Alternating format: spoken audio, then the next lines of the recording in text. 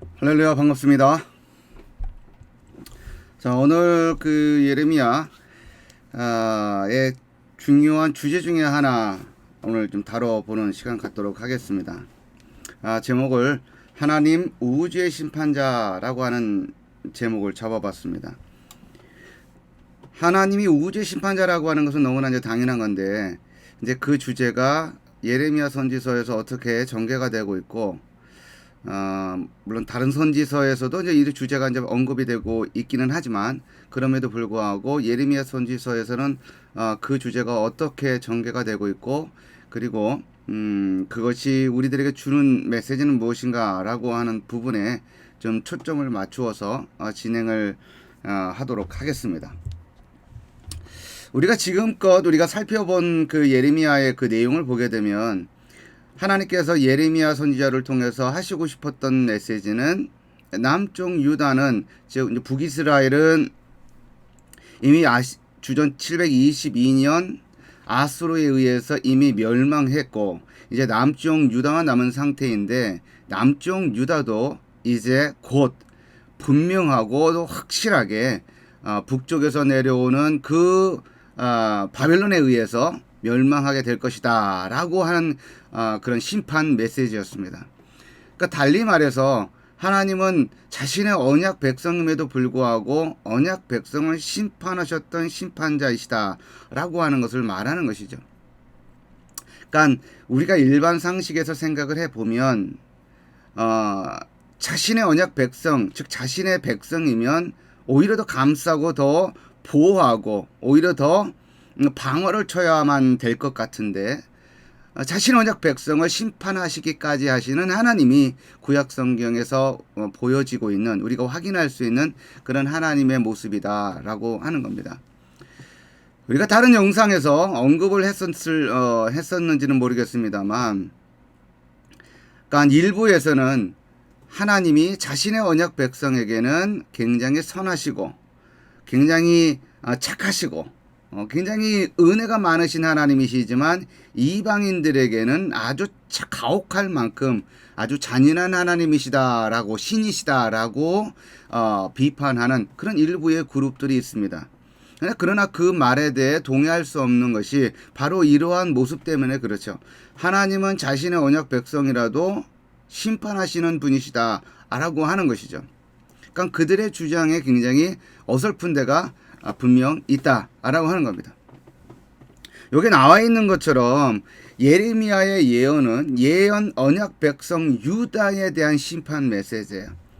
그러니까 이방인들이라든지 아니면 다른 그 존재들에 대한 어떤 심판 메시지가 아니라, 일단은 그리고 우선적으로 자신의 언약 백성인 유다에 가혹할 만큼 아주 잔인할 정도로 자신의 백성에 대해서 가혹할 만큼 행하셨던 분이 하나님이시다라고 하는 것이죠. 예레미야 1장 10절, 그 다음에 예레미야 그 이어서 등장하는 예레미야 1장 11절에서 15절에 보게 되면, 예레미야의 선지 사역이 어떠한 사역인지에 대해서 잘 나타나 있습니다. 그래서 우리가 이미 살펴보았었던 그런 내용이지요. 거기에 보게 되면 뭐라고 나오냐면, 예레미야 선지자의 그 메시지의 기본적인 어떤 그 골격이 어떤 것이냐. 보라, 내가 오늘 너를 여러 나라와 여러 왕국 위에 세워서 너가 그것들을 뽑고 파괴하며 파멸하고 넘어뜨리며 건설하고 심게 하였느니라 하시니라. 자, 이 표현들, 뽑고 파괴하며 파멸하고 넘어뜨리며 건설하고 심게 한다라고 하는 이 6개의 단어들, 동사들이 예레미야를 통하여 하나님께서 남쪽 유다에게 전하고자 했었던 메시지의 내용이다라고 하는 거예요. 그 메시지 밑에 흐르고 있는 그 논조가 바로 그러한 것이다. 이어서, 그러니까 여기서 뽑고 파괴하고 파멸하고 넘어뜨리다라고 하는 것은 뭐예요? 결국은 심판하신다라고 하는 것이죠. 자, 그러한 내용이 11절에서 15절에서는 어떻게 나타나느냐? 그 심판의 어떤 그런 내용들이 반드시 일어날 것이고 그 심판의 어떤 그 경로가 어디로부터 흘러 들어오게 될 것인지에 대해서 이야기를 하고 있다라고 하는 것이죠. 11절에 보게 되면 여호와의 말씀이 또 내게 임하니라. 이르시되 예레미야야 너가 무엇을 보느냐 하시매 내가 대답하되 내가 살구나무 가지를 보나이다. 여호와께서 내게 이르시되 너가 잘 보았도다. 이는 내가 내 말을 지켜 그대로 이루려 함이니라 하시니라.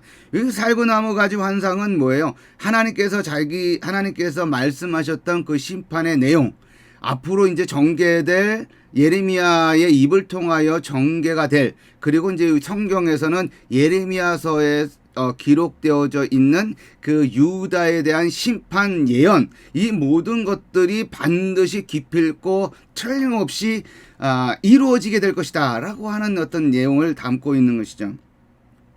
13절에서부터는 여호와의 말씀이 다시 내게 임하니라. 이르시되 너가 무엇을 보느냐 대답하되 끓는 가마가 보나이다.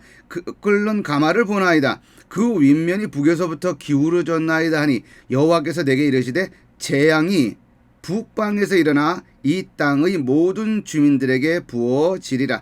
내가 북방 왕국들의 모든 족속들을 부를 것인즉 그들이 와서 예루살렘 성문 어귀에 각기 자리를 정하고 그 사방 모든 성벽과 유다 모든 성읍들을 치리라. 여호와의 말이니라. 자, 무엇을 말하고 있는가? 그러니까 남쪽 유다의 멸망이 어떠한 형식으로 진행이 될 것인지에 대해서 예언하고 있는 내용이죠.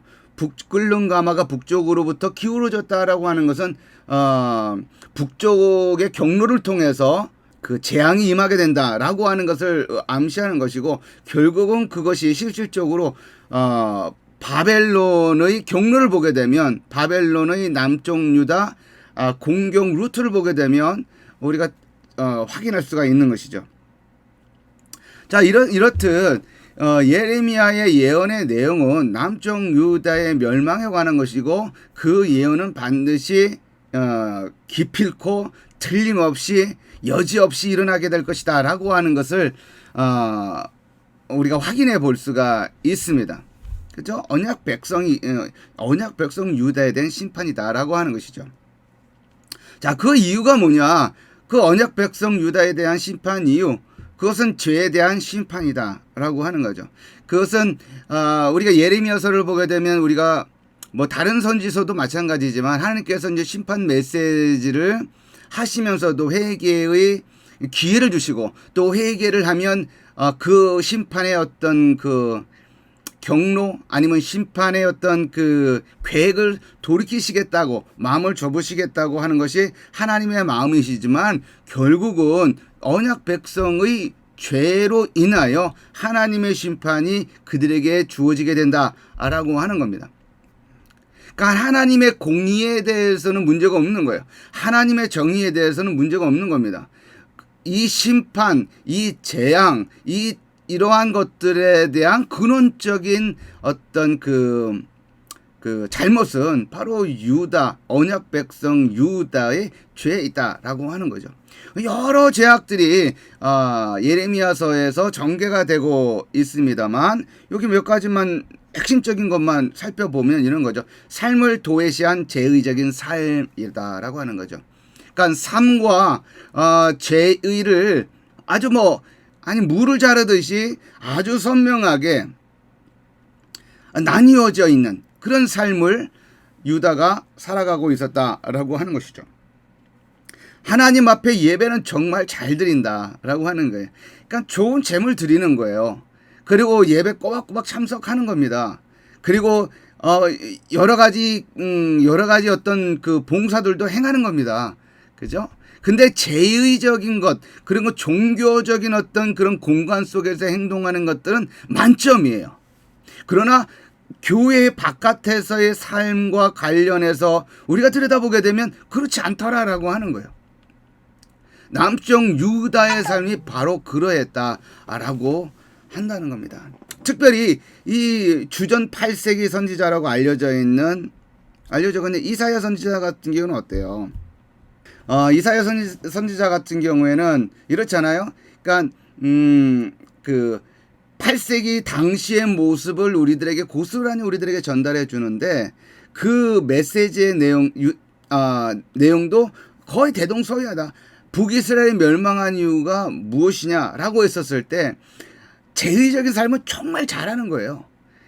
살찐 짐승으로 제사를 드리고 아주 성대하게 진행을 하고, 그러나 바깥에 나와서는 그들의 손에 피가 가득하고 거짓과 불의가 가득한 그들의 모습을 보면서 하나님께서 심판하시겠다라고 하는 것이죠.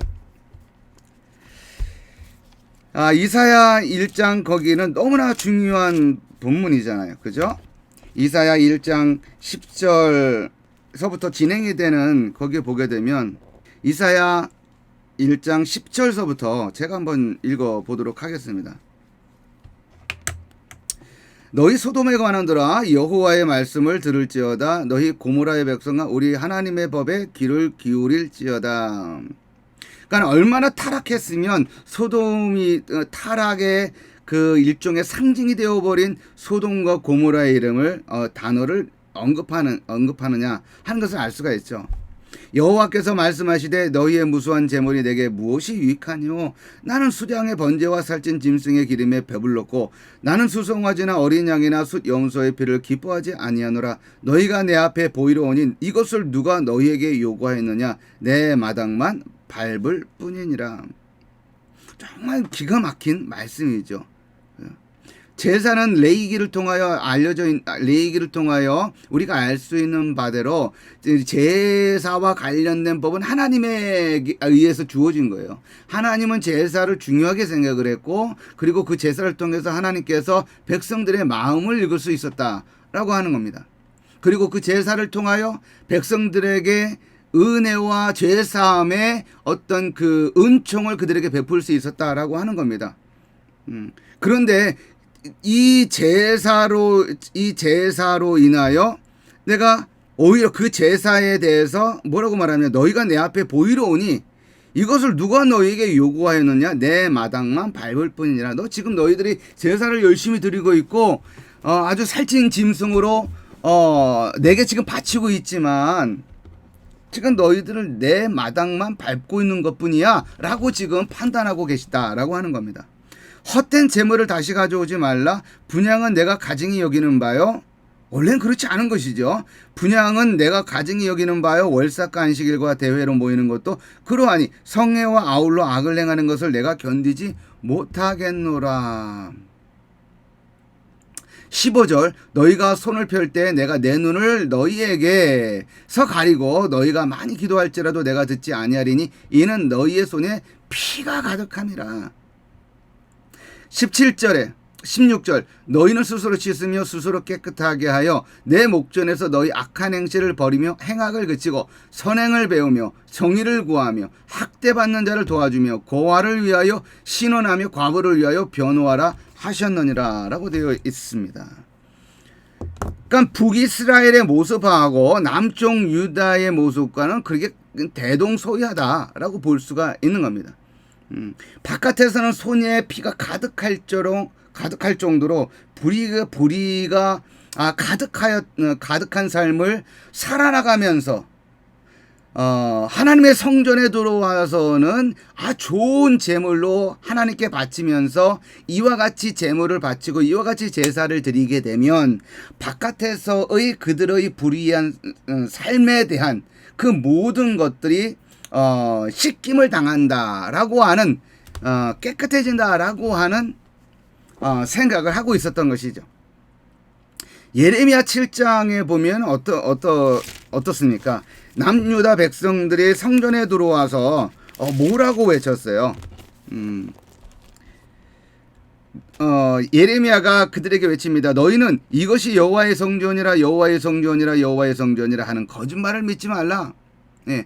여호와의 성전에 들어와서 여호와의 성전에 들어왔다 여호와의 성전에 들어왔다라고 말하면서 그와 같이 말하면서 바깥에서 했었던 악행이 저절로 상쇄될 것으로 생각하지 마라 라고 하는 말과 같은 거예요. 이제 앞으로 북쪽에서 오는 그 심판, 재앙의 물결이 끓는 가마의 그 뜨거운 물이 남쪽 유다를 향해서 막 흘러 들어올 텐데, 하나님의 성전에 들어왔다고 들어왔으니 안전하다라고 생각하지 마라라고 하는 거예요. 그러니까 하나님의 관심이 지금 성전이라든지 제의라든지 거기에 지금 관심이 있는 것이 아니라 그들 하나님의 자신의 백성들의 일반적인 삶의 공간에 관심을 가지고 있다라고 하는 것을 알 수가 있는 것이죠. 그렇다고 이분법으로 하나님은 성전에 전혀 관심이 없고 성전 바깥에서의 삶에만 관심이 있다라고 말하는 것이 아닙니다. 그죠? 북이스라엘 이사야 선지자를 통하여 하신 말씀이나 예레미야 선지자를 통하여 하신 말씀의 그런 핵심은 이 성전에서의 그런 제의적인 어떤 그런 삶이 온전해지기 위해서는 바깥에서의 삶이 피가 없어야 된다 이거예요. 피가 없어야 되고 불의가 없어야 된다라고 하는 거예요. 이것은 또 다시 완전한 자들만이 성전에 들어가야 된다라고 하는 걸 말하는 것도 아닙니다. 손에 피가 한 방울도 없는 무균의 상태에 있는 사람들만, 죄가 한 털만큼도 없는 사람들만 성전에 들어가서 그래야만 비로소 성전에 들어가서 제사를 드릴 수 있다라고 하는 것을 말하는 것이 아니죠. 하나님께서는 이 성전 바깥에서의 삶과 이 성전에서의 어떤 제의적인 어떤 행위들이 긴밀하게 연결되어 있다라고 하는 것을 말하는 겁니다. 하나님을 저버리고 우상을 숭배한 것, 이건 맞는 말이죠. 북이스라엘이 멸망한 것, 남쪽 유다가 멸망한 것, 이거 보게 되면 다 우상 숭배와 직접적으로 연관이 되어 있다라고 하는 것을 우리가 알 수가 있습니다. 예레미야 1장 16절을 보게 되면 그냥 한 군데, 여러 군데 등장을 하지만 한 군데만 살펴보면 이렇습니다. 무리가 나를 버리고 다른 신들에게서 분향하며 자기 손으로 만든 것들에 절하였은즉 내가 나의 심판을 그들에게 선고하여 그들의 모든 죄악을 징계하리라 라고 말하고 있습니다. 그러니까 남쪽 유다의 멸망의 근원, 원인들 중에 하나로서 우리가 빼놓을 수 없는 것이 남유다의 우상 숭배다라고 하는 거예요. 그러니까 하나님은 철저하게 자기 자신만 바라보기를 원하시지요. 철저하게 자기 자신만 의지하기를 원하시는 분이 바로 야훼 여호와 하나님이시다. 그러니까 몇 번에 걸쳐서 아마 한두 번 이야기를 했을 겁니다. 그러니까 요새는 이 기독교에 대해서 그냥 비판적인 시각을 가지고 있는 분들이 좀 적지 않고 또 그러한 모습만큼이나 우리 기독교 안에 교회 안에 있는 성도들 안에서도 문제가 있는 어떤 그런 행태들이 적지 않습니다. 이제 그 중에 하나가 뭐냐면 하나님을 섬기면서도 뭐 점보러 다니고 부족 가지고 다니고 하는 사람들이 적지 않다라고 하는 거예요. 굉장히 위험천만한 행태다. 이것도 섬기고 저것도 섬기는 거예요. 이것도 섬기고 저것도 섬기고 이것도 믿고 저것도 믿고 부족도 가지고 다니고 하나님도 섬기고 한쪽에서 안 도와주는 것 같으면 한쪽에서 도와주지 않을까, 뭐 그런 생각일까요? 세 번째는 하나님의 율법을 멀리한 것이다. 2장 4절에서 8절을 보게 되면 거기서 특별히 8절을 보게 되면 이런 말씀이 있어요. 제사장들은 여호와께서 어디 계시냐 말하지 아니하였으며 율법을 다루는 자들은 나를 알지 못하며 관리들도 나에게 반역하며 선지자들은 바알의 이름으로 예언하고 무익한 것들을 따랐느니라. 율법을 다루는 자들은 나를 알지 못하며, 율법을 알지 못하는 거죠. 하나님의 말씀에 가까이 하면 가까이 할수록 그게 복인 겁니다. 그죠? 그런데 하나님의 율법, 하나님의 말씀을 멀리하게 된 것, 멀리하니까 하나님의 율법을 알 수 없는 것이고, 율법을 통하여 드러나고 있는 하나님의 존재에 대해서 알지 못하게 되는 되기 때문에 하나님에 대해서 무지하게 되는 것이고, 그것으로 인하여 죄악에 관영하게 되는 그런 어떤 순차적인 어떤 경로가 진행이 된다. 언약 백성 유다의 심판 이유는 있는 겁니다. 그죠? 죄에 대한 심판이죠. 그러니까 하나님에게 심판이 임하면, 왜 나는 아무런 죄가 없는 것 같은데, 나에게는 아무런 문제가 없는 것 같은데, 문제가 그렇다고 한다면 문제가 누구한테 있다라고 생각하게 되겠어요? 하나님에게 있다고 생각을 하게 되는 거죠. 예. 하나님이 좀 불의한 것 같다. 하나님이 좀 나에게 억하심정이 좀 좋지 않은 것 같다. 나한테, 자기 자신에게 뭔가 꼬인 것이 있는 것이 아니냐라고 생각하는 성도들도 없지 않아 있죠. 그렇지 않다. 하나님은 공의로우시고 정의로우시다.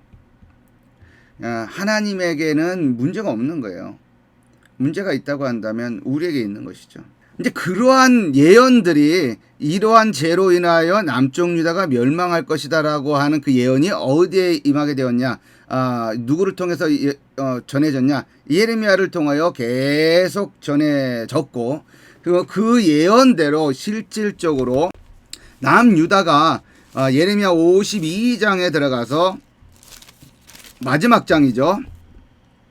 마지막 장에 가게 되면 남쪽 유다가 멸망하는 장면이 기록이 되어 있습니다. 거기 보게 되면 이제 긴 말씀이지만 우리 세 부분으로 나눌 수가 있어요. 1절서부터 11절까지 바벨론의 느부갓네살에 의해서 포위되고 함락되는 내용. 어디가? 예루살렘이, 남쪽 유다가 멸망하는 내용이 기록이 되어 있습니다. 함락되는 내용. 그 다음에 52장 12절서부터 24절까지는 어떤 내용이 담겨져 있냐? 바벨론의 어전 사령관인 느부사라단이 예루살렘 안으로 들어와서 보이는 대로 다 죽이고, 그리고 또 성전 기구를 탈취해가는 내용이 기록이 되어 있습니다. 그리고 그 마지막 부분 24절서부터 34절까지 여기 보면 24절이죠. 아니 25절. 25절서부터 34절까지를 보게 되면 바벨론의 포로로 잡혀간 사람들에 대한 기록이 담겨져 있습니다. 그런데 단지 남쪽 유다가 멸망했었을 때의 포로자들, 바벨론 유배자들만의 숫자만 기록되어 있는 것이 아니라 그 이전에도 이전에 그 포로 끌려갔었던 사람들이 있었는데 그 사람들의 숫자까지 해가지고 얼마가 포로 끌려갔는지를 기록을 해놓고 있습니다. 예레미야서를 기준으로 보게 되면 그 28절, 52장 28절서부터 30절 여기를 보게 되면 포로로 끌려간 사람들 나와요. 느부갓네살이 사로잡아간 백성은 이러하니라. 제7년에 유다인이 3023명이요. 이거는 이제 주전 597년 정도가 되는 거예요. 597년 혹은 596년 정도가 됩니다. 이때 3023명이 포로로 끌려갔고, 그 다음에 느부갓네살의 18째 해에 예루살렘에서 사로잡아간 자가 830명이요. 이제 요거는 이제 그 586년을 말하는 거죠. 지금 이제 시드기야 52장에 기록된 남쪽 유다 멸망 그때를 말하는 겁니다. 그리고 30절에 보게 되면 느부갓네살의 제23년에 사령관 느부사라단이 사로잡아간 유다 사람이 745명이니 그 총수가 4,600명. 그죠? 4,600명 정도가 되는 거예요. 그러니까 세 번에 걸쳐서 596년, 그 다음에 596년, 586년, 그 다음에 이 30절의 이 세 번째, 요거는 연도를 뭐 582 정도 되겠죠. 582나 581년 정도 그때 또 한 번 와가지고 남아있는 사람들을 데려간 거다라고 볼 수가 있습니다. 자, 이처럼 이 세 번에 걸쳐서 이렇게 예레미야에 있는 요 내용을 근거로 해서 끌려갔다라고 하는 것을 우리가 확인해 볼 수가 있는데 52장 전체를 보게 되면 남쪽 유다가 어떻게 멸망했는지에 대한 과정이 그 함락 내용이 좀 구체적으로 기록이 되어 있습니다. 바벨 시드기야 왕이 제9년 정도 되었을 때에 제9년 정도 되었을까, 580년 정도 되었을 때 바벨론의 느부갓네살이 예루살렘 쪽으로 내려왔고 한 1년 반에서 한 2년 못된 정도 기간 동안에 예루살렘 성을 포위하고 이제 포위하게 되고, 그러는 기간 동안에 성중에서는 기근이 심해져서 백성의 양식이 떨어졌다는 기록이 남아 있습니다. 그죠? 그러는 와중에 시드기야가 밤에 몰래 자기 사람들 몇 사람과 더불어서 그 성 바깥으로 빠져나와서 도망치려고 하다가 걸리게 되죠. 그렇게 해서 당시 라마의 그 라마가 아니라 리블라, 그러니까 10절에 보게 되면 52장 10절에 보면 바벨론 왕의 시드기야의 아들들을 그의 눈앞에서 죽이고 또 리블라에서 유다의 모든 고관을 죽이며 라고 되어 있어요. 그러니까 9절에 보면 그들이 왕을 사로잡아 그를 하마 땅 리블라에 있는 바벨론 왕회로 끌고 가매 그가 시드기야를 신문하니라, 이렇게 되어 있어요. 그죠? 당시 느부갓네살 왕은 이제 리블라라고 하는 지역에 이제 있었던 거고, 그쪽으로 시드기야가 끌려가서 거기서 아들들이 참수형당하는 것을 보게 되고, 그리고 두 눈이 뽑혀서 바벨론으로 끌려가서 죽는 날까지 옥에서 갇혀 있게 되는 그런 이야기가 기록이 되어 있습니다. 그리고 나서 바벨론의 어전사령관인 느부사라단이 예루살렘으로 진격해 들어와서 그 골목골목마다 누비면서 불을 지르고 그 만나는 사람들마다 쳐 죽이게 되는, 그리고 성전에서 불을 지르고 성전의 안에 있는 모든 집기들을 탈취하여 가는 내용들이 기록이 되어 있습니다.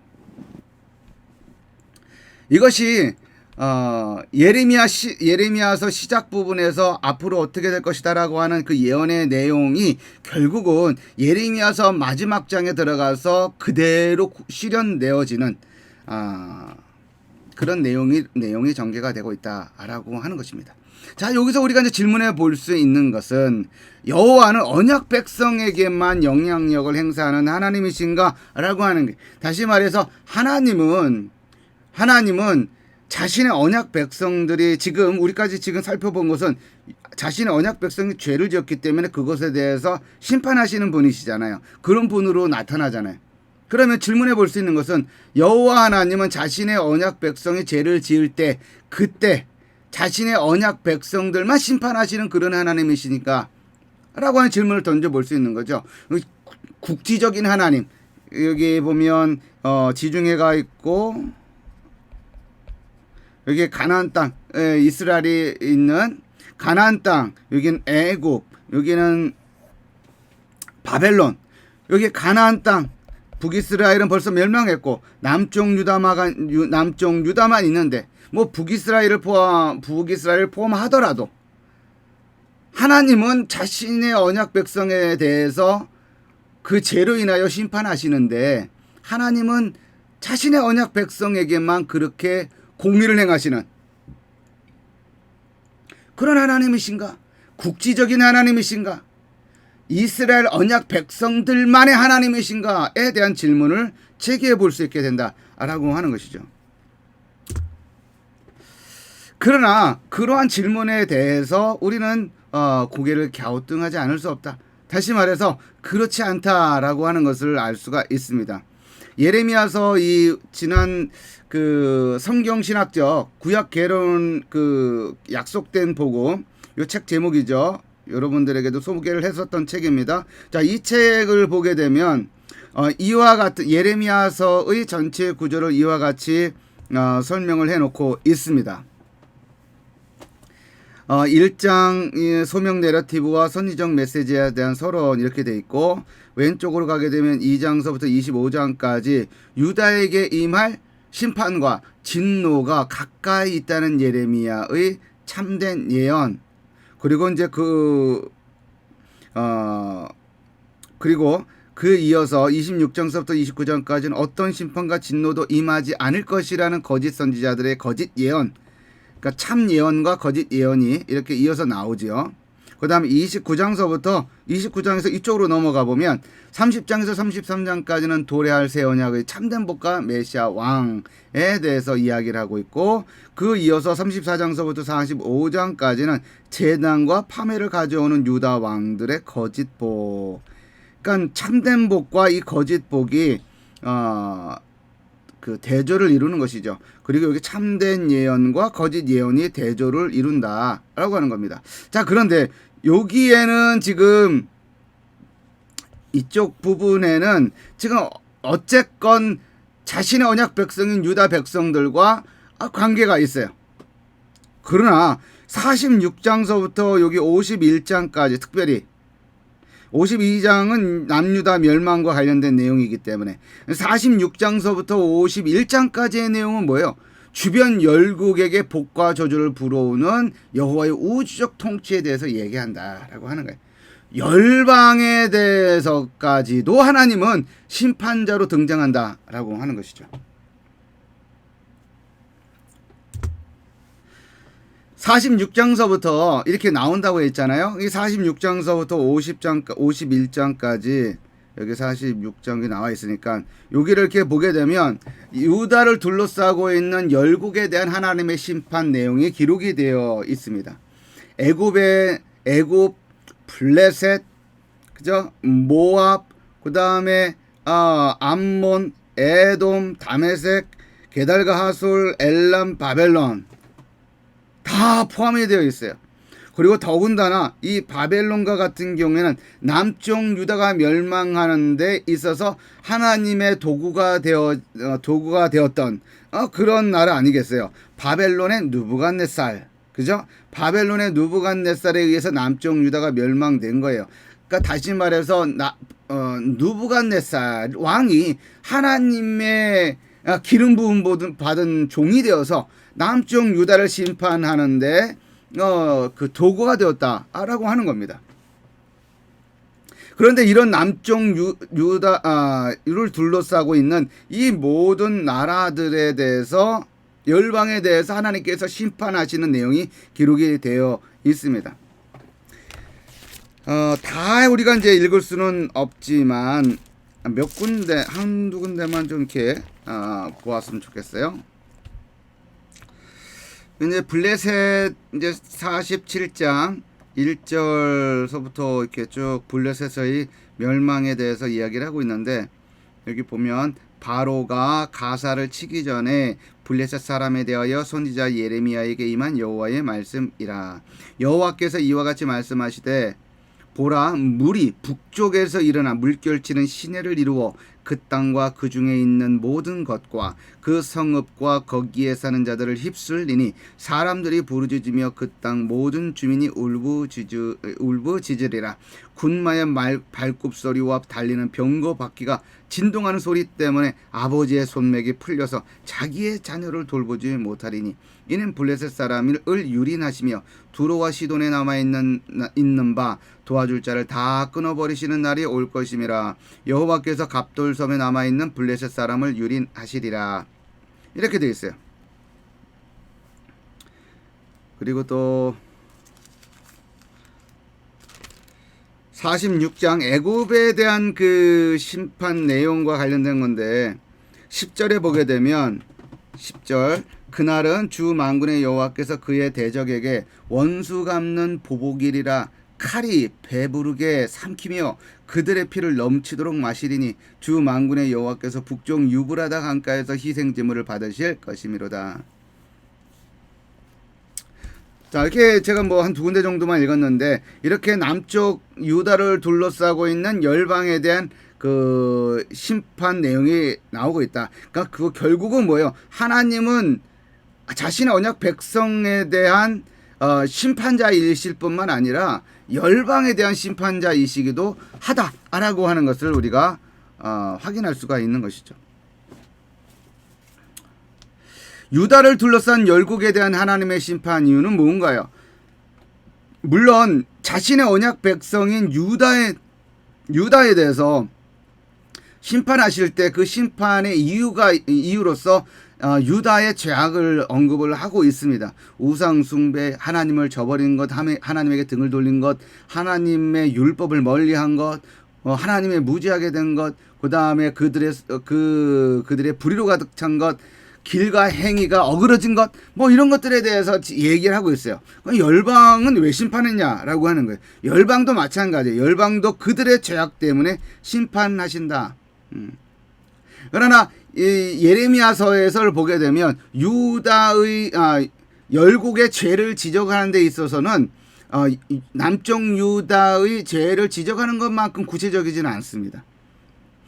주로 심판 내용에 대해 집중하고 있는 것을 볼 수가 있어요. 유다의 그 열방에 대한 죄 지적은 일단 부분적이고 암시적이다 라고 하는 것을 알 수가 있습니다. 49장 3절에서 5절을 보게 되면 암몬에 대한 심판을 얘기하면서 그 49장 3절 여기를 보게 되면 뭐라고 나와 있냐면 헤스보나 슬피 울지어다 아이가 황폐하였도다. 너희 라빠의 딸들아 부르짖을지어다. 굵은 배를 감고 애통하며 울타리 가운데서 허둥지둥할지어다. 말감과 밀곰 이를 말하는 거죠. 밀곰 이제 몰렉 이제 밀곰 말감이 같은 말입니다. 그러니까 여기는 뭘 말하냐면 유아 희생 제사를 받는 그런 신이죠. 그러니까 말감과 그 제사장들과 그 고관들이 다 사로잡혀 가리라 라고 하는 것을 말하고 있어요. 그럼 결국은 이 암몬 지역에 유아 희생 제사를 중심으로 해서 그 생활을 했던 존재들이 많이 있었다라고 하는 것을 알 수가 있는 거죠. 그러니까 말감과 그 제사장들과 하는 걸로 보아 유아 희생 제사가 거기서 횡행했고 또 그것을 중심으로 해서 집행했고 관여했던 제사장들도 있었다라고 하는 것을 알 수가 있습니다. 50장 11절 11절에서 14절을 보게 되면 바벨론의 멸망과 관련된 내용입니다. 나의 소유를 노력하는 자여 너희가 즐거워하며 기뻐하고 타작하는 송아지 같이 발굽을 구르며 군마같이 우는도다. 그러므로 너희의 어머니가 큰 수치를 당하리라. 너희를 낳은 자가 치욕을 당하리라. 보라, 그가 나라들 가운데의 마지막과 광야와 마른 땅과 거친 계곡이 될 것이며 여호와의 진노로 말미암아 주민이 없어 완전히 황무지가 될 것이라. 바벨론을 지나가는 자마다 그 모든 재난에 놀라며 탄식하리로다. 이게 무슨 말인지 아시겠죠? 그러니까 바벨론이 지금 남쪽 유다를 멸망시키고 그리고 그 인근 지역에까지도 아주 굉장히 심각한 그 해를 입혔는데 나중에는 바벨론이 그 멸망할 때 모습이 어떠한지 그 모습을 그리고 있는 거예요. 그 모든 재난에 놀라며 탄식하리로다. 어떻게 이렇게 강한 나라가 멸망할 수 있지? 그런 생각을 하게 된다는 거죠. 바벨론을 둘러 대열을 벌이고 활을 당기는 모든 자여 화살을 아끼지 말고 쏘라. 그가 여호와께 범죄하였습니다. 그러니까 바벨론이 여호와께 범죄하였다라고 하는 것을 언급을 하고 있는 거예요. 그러니까 남쪽 유다의 멸망도 남쪽 유다의 죄 때문에 멸망하는 것이고 열방의 멸망도 열방의 죄 때문에 하나님이 심판하시는 겁니다. 유다처럼 그들의 땅은 황무지가 될 것이다. 유배가 될 것이다. 라고 하는 것이 예언되어 있고요. 유다처럼 그들에게 심판은 상고를 당하는 여인과 같을 것이다. 우리가 예레미야를 우리가 살펴볼 때 그런 내용이 나왔었죠. 그죠? 상고의 진통이 얼마나 얼마나 고통스러운 거예요. 그죠? 이제 그러한 것을 비유를 들 만큼 고통스러운 시간이 심판이 그들에게 임한다. 누구에게? 열방에게 임한다라고 하는 것을 말하고 있는 것입니다. 자, 이것을 통해서 우리가 알 수 있는 건 뭐예요? 하나님은 누구시라는 거죠? 우주적인 심판자다. 우주적인 심판자다라고 하는 것은 곧 우주의 통치자다라고 하는 것을 말하는 거예요. 자신의 언약 백성만 하나님이 24시간 1년 365일 자신의 언약 백성만 들여다보는 하나님, 그런 하나님이 아니다 이거예요. 하나님이 이스라엘과 특별한 언약을 맺었음에도 불구하고 하나님은 언약 백성만 보시는 분이 아니라 그 주변에 그리고 온 우주를 들여다보시면서 선악간에 심판을 행하시는 하나님이시다라고 하는 것이죠. 그러니까 결국은 이 예레미야의 서에 남겨져 있는 열방 심판 신탁의 내용은 하나님께서 누구시다? 우주의 통치자이시다라고 하는 것을 선언하는 것이다. 앞서도 이야기를 했지만 여호와가 가나안 땅이라는 국지적인 신이 아님을 드러내는 거예요. 그러니까 우리가 신앙생활하면서 이제 그런 생각을 많이 하죠. 그러니까 개인적으로 하나님과 또는 예수 그리스도와 개인적인 관계를 쭉 맺고 그러다 보면 하나님이 우리 기독교인들만의 하나님인 것처럼 착각할 때가 있어요. 자기만의 하나님일 거라는 착각이 있습니다. 적어도 하나님은 그리스도인들만의 하나님이실 것이다 라고 생각을 하는 거죠. 그렇지는 않습니다. 하나님께서는 믿지 않는 사람들에게도 하나님은 선악간에 심판을 하시고 그들을 다스리신다 라고 하는 것, 그들에 대한 주권도 하나님에게 있으시다라고 하는 것을 우리가 기억할 필요가 있어요. 그래서 하나님이 이렇게 은혜를 주시잖아요. 은총을 주시잖아요. 그 이제 은혜 혹은 이제 은총을 주시는데 우리들에게 믿는 자들에게 뭐 특별히 주었다라고 한다면 이제 그리스도와 또 성경이라고 할 수가 있겠죠. 그런데 그것만 있는 것이 아니라 일반 은혜라고 하는 것이 있죠. 일반 은혜. 이거 뭐 특별 은혜라고 하고 특별 은총 은혜. 이제 이건 다른 말로 특별 계시. 여기는 이제 일반 계시라고 하는 거잖아요. 하나님이 보시면 하나님이 이렇게 하나님에 대해서 생각을 해보면 하나님은 그러니까 자신의 언약 백성들에게만 이렇게 햇빛도 주시고 물도 주시고 공기도 주시고 그러는 분이 아니시죠. 그러니까 믿지 않는 사람들에게까지도 하나님이 그런 것들을 주신다. 죄악을 짓고 있는 끔찍한 죄악을 저지르고 지금 이 순간에도 끔찍한 죄악을 저지르고 있는 그 죄인에게도 하나님께서 은총을 베풀어 주신다라고 하는 거예요. 은혜를 베풀어 주신다. 그러니까 하나님의 그 통치 영역이라고 하는 것을 제한하면 안 되는 거고, 하나님은 온 우주의 주인이시다라고 하는 것을 우리가 기억해야 할 필요가 있는 것이죠. 두 번째로 여호와가 언약 백성이라는 범위를 넘어서 세계의 주권자이심을 드러내는 것이다. 여호와는 세계의 불의에 대해 잠잠하지 않으신다. 때가 차면 행하신다 이게. 하나님은 때가 차면 하나님이 주권자 되시는 하나님께서 어느 지역의 어느 그룹, 어느 인간, 한 사람 아니야 한 그룹, 특정 지역에 대해서 하나님께서 보시고 계시고 그리고 그들의 죄악을 지켜보시면서 참고 또 참다가 때가 되면 하나님께서 심판을 하시는 거예요. 그러니까 언제 어느 때 심판하시는지 우리는 알 수가 없어요. 하나님의 주권적인 선택이십니다. 우리가 종종 구약 성경을 읽다가 보면 이해가 안 되는 지점이 많이 있죠.